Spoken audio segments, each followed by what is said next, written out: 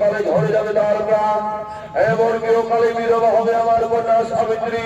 না না না না না, মনে না হতে পারে না। কোথায় কোথায় সাবিত্রী?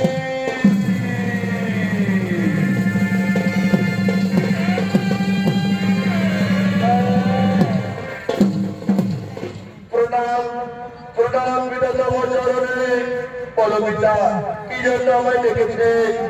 সাবিত্রী, আমি তোমায় আদেশ দিয়েছিলাম, নিজের স্বামী নিজেই পছন্দ করে আনন্দ। তুমি হেন সম্মান আমার কাছে জানাও।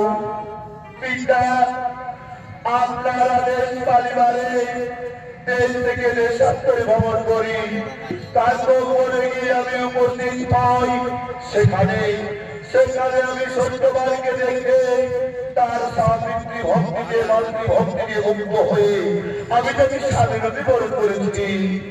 সাবিত্রী, তুমি যাকে স্বামীরূপে বরণ করেছো তুমি কি জানো? তার আয়ু পৃথিবীতে তুমি স্বল্প আয়ু, অকালে ঝরে যাবে তার প্রাণ, অকালে হবে তুমি বিধবা। তুমি কি জানো সাবিত্রী? তাই আমি বলছিলাম সাবিত্রী, তুমি অন্য কোনো পুরুষদের বলে মারা দাও না। না পিতা না, আমি অন্য কোনো পুরুষদের বলে মারা দিতে পারবো না। এটা কোনো বইটা নয়, এটা কোনো অলঙ্কার নয় যে আমার পছন্দ হলো না আমি ছুড়ে ফেলে দেবো আস্থা করি। এটা হলো হৃদয়ের অলঙ্কার।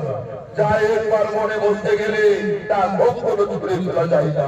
তাই তো বারে বারে বলে পিতা, আমি যদি স্বামী রূপে চাই তো সত্যবানেরই চাই। সাবিত্রী, তুমি যখন সত্যবানকে স্বামী রূপে বরণ করেছো তাতে আমি আর বাধা দেবো না। না জানি বিধাতা তোমার কপালে কি লেগে রেখেছে। ওরে মন্ত্রী শ্রাবণ সৈন্যগণ, তোমরা করো বিয়ে দাও, ওই সত্যবানের সঙ্গে হবে সাবিত্রীর শুভ বিবাহ।